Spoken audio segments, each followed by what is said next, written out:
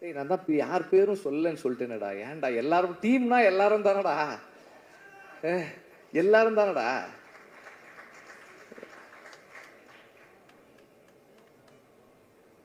Thank you.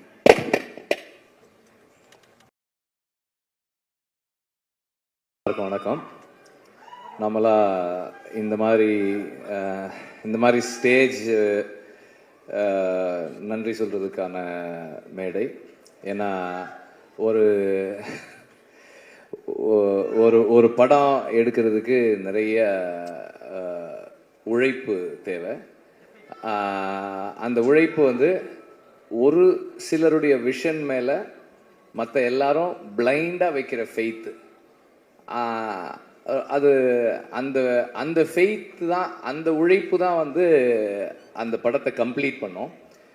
And நாங்கள் இந்த படத்துக்கு, அதாவது இந்த கதைக்கு, படம் இல்லை, விடுதலைன்ற இந்த கதைக்கு ஒர்க் பண்ண ஆரம்பிச்சது வந்து டிசம்பர் 2020. ஸோ 4 years ஒரு ப்ராஜெக்டில் அப்ஸ் அண்ட் டவுன்ஸ் இருக்குது. இந்த படத்தில் நடிக்கும்போது கல்யாணம் பண்ணவங்க குழந்தை பிறந்து குழந்தைய ஸ்கூலுக்கெல்லாம் அனுப்பிட்டாங்க. அவ்வளோலாம் நடந்திருக்கு. அவ்வளோ காலம் நாங்கள் ஒர்க் பண்ணியிருக்கோம். அண்ட் இவ்வளவு காலம் ஒரு ஒரு ஒரு கதை, ஒரு ஐடியாலஜி, அந்த ஐடியாலஜியை புரிஞ்சிக்க முயற்சி பண்ணுற ஒரு டீம், அந்த டீமோட பிளைண்ட் ஃபெய்த்தில் ட்ராவல் பண்ண ஒரு 400-450 பேர், ஸ்டார்டிங் ஃப்ரம் த ப்ரொடியூசர். எல்லாருமே இந்த ஜேர்னியை வந்து ரொம்ப முழுசாக மனப்பூர்வமாக ஒர்க் பண்ணது, ரொம்ப கமிட்மெண்ட்டோடு பண்ணது. லாஸ்ட் டைம் வந்து நான் லிஸ்ட் எழுதி எல்லார் பேரையும் படித்தேன். அப்போது கொஞ்சம் டைம் இருந்தது. இப்போ சுத்தமாக எனக்கு டைம் இல்லை. I'm very preoccupied with the final work. படம் முடிக்கிறதுக்கான முயற்சியில் இருக்கோம் நாங்கள். அதனால் ஐம் வெரி ப்ரீஆக்கியூபைட். பட் இருந்தாலும் as always I am very very grateful for the team. Cinema மாதிரியான ஒரு ஒர்க் வந்து கீழேருந்து மேலே வர்றது, ஒரு டைரக்டரோட விஷனுக்கு மேலேருந்து கீழே ஒர்க் பண்ணுறது, அது பார்க்குறதுக்கு அப்படி இருக்கும். ஆனால் வந்து ஒரு செட் அசிஸ்டண்ட் கரெக்டாக ஒர்க் பண்ணுறதும், ஒரு கார்பெண்டர் கரெக்டாக ஒர்க் பண்ணுறதும், ஒரு ஹேர் ட்ரெஸ்ஸர் கரெக்டாக ஒர்க் பண்ணுறதும் தான் ஃபைனலாக அந்த டைரக்டரோட விஷனை வந்து கம்ப்ளீட் பண்ணும். ஸோ அப்படி எல்லாரும் ஒர்க் பண்ண ஒவ்வொருத்தருக்கும் நான் எப்போதும் போல் I am very very grateful. நன்றியெல்லாம் இல்லை, அதை தாண்டி ஐ எம் வெரி கிரேட்ஃபுல். ஏன்னா வந்து நானே பல இடங்களில் சொல்லியிருக்கேன், நான் சொல்லனாலும் கூட இருக்கவங்க சொல்லுவாங்க, என்னோட அசிஸ்டன்ட் டைரக்டர்ஸ் மாதிரி, என்னோட டீம் மாதிரி, அசிஸ்டன்ட் டைரக்டர்ஸ் இல்லை, என்னோட அசிஸ்டன்ட் கேமராமேனாக இருக்கட்டும், ஆர்ட் டைரக்டருடைய அசிஸ்டன்ஸாக இருக்கட்டும், எங்கள் ஸ்பாட்டில் எல்லாருமே என்னோட அசிஸ்டன்ஸாக தான் ஒர்க் பண்ணுவாங்க. இந்த மாதிரி ஒரு டீம் எங்கேயுமே பார்க்க முடியாது. ஏன்னா நார்மலாக அசிஸ்டன்ட் டைரக்டர்ஸ் எப்படி ஒர்க் பண்ணுவாங்கன்னா, ஒரு ஸ்கிரிப்ட் இருக்கும், இன்றைக்கி வந்து இந்தந்த சீன்லாம் எடுக்க போகிறோம் அப்படின்னு இருக்கும், அதுக்கு இந்தந்த ஆர்டிஸ்ட் வருவாங்க, இந்தந்த ப்ராப்ஸ் இருக்கும், இதெல்லாம் இருக்கும், அப்படி தான் ஒர்க் பண்ணுவாங்க.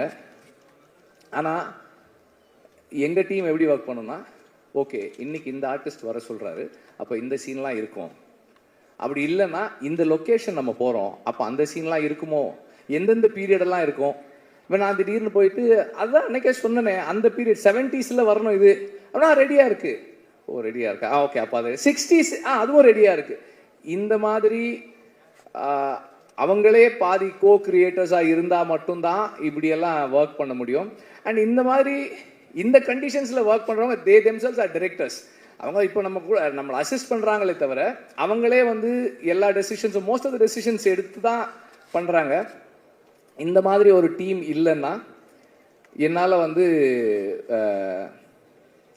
ஒரு டைரக்டர்னு பேர் வாங்கவே முடியாது. ஏன்னா வந்து ஐ எம் வெரி ஸ்கேட்டர்ட். என்னோட இங்கே ஒன்று பண்ணுவேன், அங்கே ஒன்று பண்ணுவேன், அங்கே ஒன்று பண்ணுவேன், இதெல்லாம் ஒன்றா கட்டி இழுக்கிறது வந்து என்னோட டீம் தான். அவங்க தான் வந்து அதை ஒழுங்குபடுத்தி வைக்கிறாங்க. So I am really grateful to have a team like this.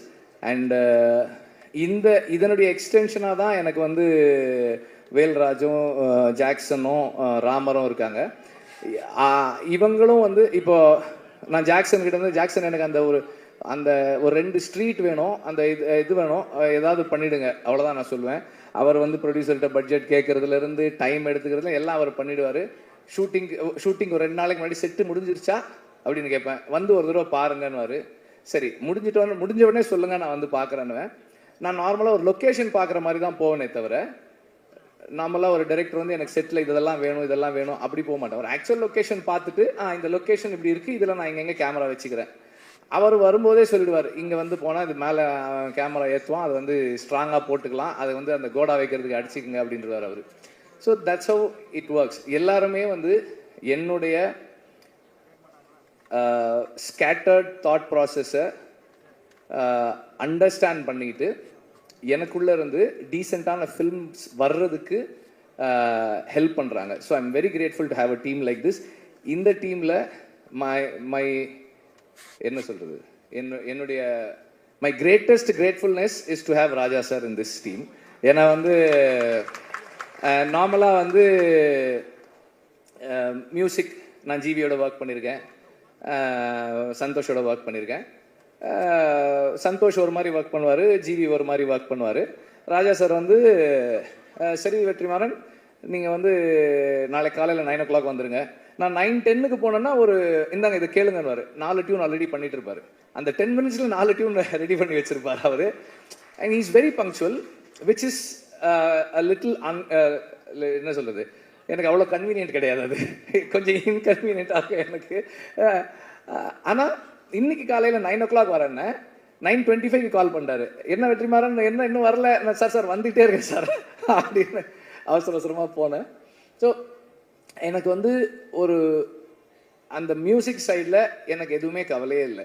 நான் யோசிக்கவே மாட்டேன். அவர் சார் இந்த மாதிரி ஒரு சாங் சார், ஓகே, இந்த மனசில் சாங் அப்படி தான். சார் நான் வந்து ஒரு சீக்வன்ஸ் பண்ணியிருக்கேன் சார், ஐ திங்க் ஒரு சின்னதாக ஒரு சாங் இருந்தால் நல்லாயிருக்கும்னு எனக்கு தோணுது சார், அந்த சீக்வன்ஸ் காட்டுறேன் அப்படின்னா. சரி காட்டுங்கன்னாரு. நான் காமிச்சேன். அதில் இந்த ப்ரொட்டாகனிஸ்ட் வந்து அந்த ஃபீமேல் லீட் கிட்ட ப்ரொட்டாகனிஸ்ட் அவன் பேசிகிட்டு இருக்கான். பேசும்போது எனக்கு இந்த இடத்துல பேசலாமான்னு தெரியல, ஆனால் பேசாமல் இருந்தால் ஒரு மாதிரி இருக்குது, ஒரு மாதிரி அன்கம்ஃபர்டபுளாக இருக்குது அப்படின்னு சொல்லி அவன் சொல்லுவான். அந்த சீன்லாம் பார்த்தாச்சு. ஒரு 2 days கழிச்சு கம்போசிங் உட்காரலான்னு சொன்னார். ஒரு 5-6 டியூன்ஸ் கம்போஸ் பண்ணிவிட்டு அதில் ஒரு டியூன் டிசைட் பண்ணோம். நெக்ஸ்ட் மார்னிங் அவர் கால் பண்ணார். இல்லை வெற்றிமாறன், நான் அதை யோசித்தேன், நான் வேற ஒன்று பண்ணியிருக்கேன், நீங்கள் வாங்க அப்படின்னாரு. ஆக்சுவலாக நான் அவருக்கு காமிச்சேன், எனக்கு அந்த சீன் மறந்துருச்சு. இவர் டியூன் பண்ணிட்டு லிரிக் எழுதிட்டார். மனசில் ஒரு மாதிரி இருக்குது அப்படின்னு, ஒரு மாதிரியாக இருக்குது, நல்லா இருக்கு சார். அப்போ சொன்னார், அந்த சீனில் அவன் சொல்கிறான்ல அதனால தான் அது அப்படின்றாரு. ஸோ அது எனக்கு வந்து ரொம்ப ஆச்சரியமாக இருக்கும். நான் அசிஸ்டன்ட் டைரக்டராக ஒர்க் பண்ணும்போதே நோட் பண்ணியிருக்கேன். ராஜா சார் வந்து ரீல் ஒரு தடவை பார்ப்பாங்க, பார்த்துட்டு நோட்ஸ் எழுத போயிட்டு திரும்பி வந்து இன்ஜினியர்கிட்ட சொல்லுவார், அந்த 24வது அடி 14th ஃப்ரேம்லேருந்து சிங்க் ஸ்டார்ட் பண்ணுங்கன்னு. கரெக்டாக அங்கேருந்து வச்சா அந்த மியூசிக் கரெக்டாக இருக்கும், அந்த சேஞ்ச் ஓவர் கரெக்டாக இருக்கும். ஸோ அவ்வளோ மெமரியோட அவ்வளோ ஷார்ப்பாக ஒர்க் பண்ணுவார். அதை நம்ம நேரில் பார்க்கும்போது, பக்கத்தில் இருந்து பார்க்கும்போது அந்த மைண்டை அண்டர்ஸ்டாண்ட் பண்ணுறது வந்து it is a great experience. அப்புறம் வந்து ராஜா சார்கிட்ட நான் பார்த்ததோட ஒரு விஷயம் என்னென்னா, நம்ம ஒரு சாங் பண்ணுறோம், அந்த நேரம் நமக்கு அது கரெக்டாக இருக்குது. அப்புறமா வந்து as we take long time to make the film, அந்த ப்ராசஸில் ஏதாவது மிஸ் ஆகும்போது, சார் இல்லை சார் எனக்கு வேறு மாதிரி இருந்தால் நல்லா, ஓகே அதை விட்டுரு, வேறு பாட்டு பண்ணிக்கலாம். இந்த ஜேர்னியில் ஒரு 15-20 டியூன் ராஜா சார் பண்ணுற டியூன் நான் கேட்டிருக்கேன். அவர் எவ்வளோ ஃபாஸ்ட்டாக பண்ணுறாரு. அந்த ஃபாஸ்ட்டாக பண்ணுறதுன்றது ஒரு பெரிய இது இல்லைன்னு தான் நான் நினைக்கிறேன். ஏன்னா அது என்னவா மாறுது. இப்போ இந்த சாங் இப்போ கேட்கும்போது நம்ம நார்மலாக நோட்டீஸே பண்ண மாட்டோம். நம்ம நார்மலாக, அதாவது மியூசிக்கலாக ட்ரெயின் ஆகாத ஆட்கள் நோட்டீஸே பண்ணாமல் விடக்கூடிய ஒரு சின்ன சைம் எங்கேயோ கேட்குது, ஒரு சின்னதாக ஒரு பெல் சவுண்டு கேட்குது. இதெல்லாம் வந்து அது எப்படி அந்த இடத்துல வைக்கிறாரு, அந்த சவுண்டு நமக்கு எப்படி கேட்குது, இதெல்லாமே வந்து ஒரு பெரிய ஆச்சரியம் தான். அவ்வளோ சாங் இருக்குது, மற்ற மியூசிக் இருக்குது, வாய்ஸ் இருக்குது, அதுக்கு நடுவில் அந்த சாங் இந்த சவுண்ட் இந்த இடத்துல வச்சா கேட்கணும்லாம் ஒரு டிசைட் பண்ணி ஒன்று ஃபைனலாக ஒன்று கொடுக்குறாரு இல்லையா, அதுதான் அந்த அந்த என்ன சொல்கிறது மியூசிக்கல் அந்த அந்த ஜீனியஸ் மியூசிக்கல் மைண்டு அதை பக்கத்தில் இருந்து பார்க்கறது எனக்கு ரொம்ப சந்தோஷம். இதில் இந்த படத்தில் 4 சாங்ஸு, 4மே 4 விதமான சாங்ஸ். ஸோ ஒரு இந்த ஜேர்னியில் எனக்கு ராஜா சாரோட இருந்து அவரோட இன்ட்ராக்ட் பண்ணுறதுக்கான ஆப்பர்ச்சுனிட்டின்றது என்னுடைய லைஃப்பில், பர்சனல் லைஃப்பில் என்னை நான் இம்ப்ரூவ் பண்ணிக்கிறதுக்கான ஒரு பெரிய கிஃப்டாக தான் நான் பார்க்குறேன். அதை என்னை எல்லா விதத்துலேயும் வந்து இம்ப்ரூவ் பண்ணிக்கிறதுக்கான ஒரு பாசிபிலிட்டி அது. அண்ட் ஆக்டர்ஸ் அண்ட் டெக்னீஷியன்ஸ், இப்போது எனக்கு வந்து இந்த படத்தில் பல இடங்களில் சொன்னாலும் திரும்ப சொல்கிறேன், 8 நாள் வாங்க அப்படின்னு ஷூட்டிங் கூப்பிட்டு போனேன் சேதுவை. இந்த செகண்ட் பார்ட்டு அன்னைக்கு ஷூட்டிங் முடிக்கும் போது எவ்வளோ நாள் ஆச்சு ஃபர்ஸ்ட் பார்ட் செகண்ட் பார்ட் ரெண்டும் சேர்த்துன்னு கேட்டேன். 257 டேஸ் அப்படின்னு சொல்லி சொன்னாங்க. அதில் வந்து சேது எப்படியும் ஒரு 120 டேஸாவது குறைஞ்சது நடிச்சிருப்பார். அந்த பேஷன்ஸுக்கு I am very grateful. Thank you. சேதுவோடைய கமிட்மெண்ட் அண்ட் ஒரு விஷயத்தை அவர் உள்வாங்கிறது, அண்டர்ஸ்டாண்ட் பண்ணிக்க ட்ரை பண்ணுறது, இது எல்லாமே வந்து எனக்கு வந்து ரொம்ப ஹெல்ப்ஃபுல்லாக இருந்தது. ஏன்னா இந்த படத்தோட சம்மந்தப்பட்ட எல்லாருக்குமே விடுதலை தான் வாத்தியார்.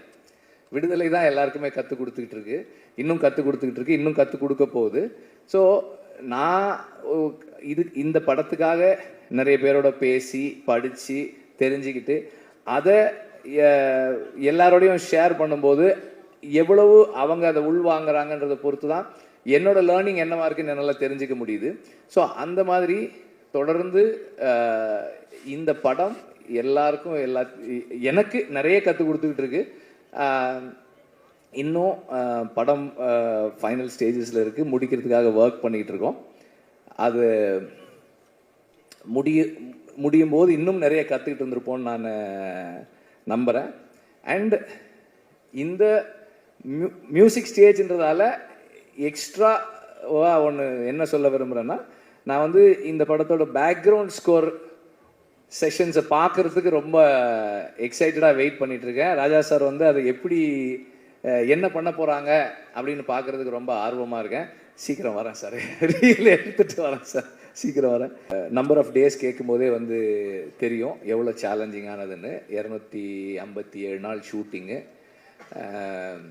அதுவும் கூட அன்னைக்கு கூட எப்படி முடிச்சேன்னா வேற வழி இல்லை, அதனால ஷூட் பண்ணுறதை நிறுத்திக்கிறேன்னு தான் சொன்னேனே தவிர ஷூட்டிங்கை முடிக்கிறேன்னு சொல்லலை. ஏன்னா முடியல, இன்னும் கொஞ்சம் பாக்கி இருக்கு. பட் எனிவே இவ்வளோ நாள் எல்லாருக்கும் வெறும் டைம் மட்டும்தான், ப்ரொடியூசருக்கு டைமு, பணம், இன்ட்ரெஸ்ட் எல்லாமும் சேர்ந்துருக்கு. அதோட சேர்ந்து அவரும் வந்து இந்த படத்தின் மூலமாக லேர்ன் பண்ணி அவர் பர்சனல் லைஃப்லையும் நிறைய சேஞ்சஸ் பண்ணிக்கிட்டு இந்த படத்தோடவே தொடர்ந்து கூட இருக்காரு. And last but not the least, I need to thank the family. என்னோட பசங்க பூந்தென்றல், கதிரவன் அண்ட் ஆர்த்தி, அப்புறம் அம்மா, அக்கா, அவங்க 2 பேர் இங்கே இருக்காங்க, அவங்களுக்கு. அப்புறம் என்னுடைய all the friends, again my team, எல்லாருக்கும் என்னுடைய நன்றியை தெரிவிச்சுக்கிறேன். நீங்கள் எல்லாம் ஆமாம் யாருமே பேசலை மஞ்சு வாரியரை பற்றி. அவங்க இல்லாததால நம்ம யாரும் பேசவே இல்லை. அவங்களையும் அந்த மாதிரி தான் கூப்பிட்டேன். சும்மா ஒரு கெஸ்ட் ரோலு ஒரு 3 நாள் வரீங்களான்னு தான் கூப்பிட்டேன். ஓகேன்னாங்க. 3 சீன்னு சொன்னேன்னு நினைக்கிறேன். 3 சீன்னு சொன்னேன். இப்போ 2 பாட்டு இருக்குது அவங்களுக்கு படத்தில் வந்து she plays a very important role. அவங்களோட அசுரனுக்கு அப்புறம் அவங்களோட ஒர்க் பண்ணுறோம். இந்த the commitment again she brings in அந்த ஒரு கேரக்டருக்கு அவங்க கொடுக்குற லைஃப், அதுவும் வந்து ரொம்ப ஸ்பெஷலானது. இந்த ரோல் வந்து உண்மையிலேயே வந்து ஒரு ஒரு ஸ்பெஷலான ரோல் தான் அது.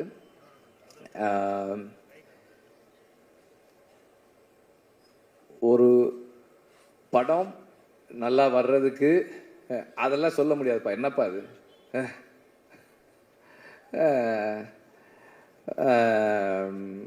அவர் என்னுடைய நண்பர். அவர் ஒரு கம்பெனி வச்சிருக்காரு. அது என்ன கம்பெனி அது? இந்தியன் ஏதோ சேஃப்டி கம்பெனி, ஒரு கம்பெனி, இந்தியன் சினிமா சேஃப்டி கம்பெனின்னு ஏதோ ஒரு கம்பெனி வச்சிருக்காரு அவர். எங்கள் படத்தில் வந்து இந்த காட்டில் ஷூட்டிங் பண்ணும்போதெல்லாம் அவங்க வந்து அந்த சேஃப்டிக்காக ஒர்க் பண்ணாங்க, அந்த க்ரூ மெம்பர்ஸோட சேஃப்டிக்கு. அதை பற்றி சொல்கிறார் அவர். எனிவே ஒரு ஒரு படம் ஒரு டீசெண்டான படமாக மாறுறதுக்கு அந்த டீம் தான் காரணம். அண்ட் அந்த டீமில் வந்து திரும்ப ரிப்பீட் பண்ணுறேன், assistant directors, assistant cameraman and art department assistant, managers, production assistants, எல்லாருமே வந்து அதில் இருக்கிறவங்க. அவங்களுடைய கமிட்மெண்ட் தான் வந்து அந்த படத்தை கம்ப்ளீட் பண்ணுது. So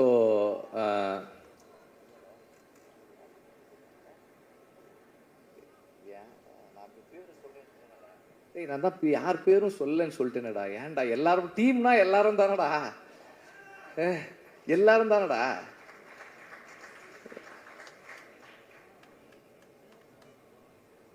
thank you.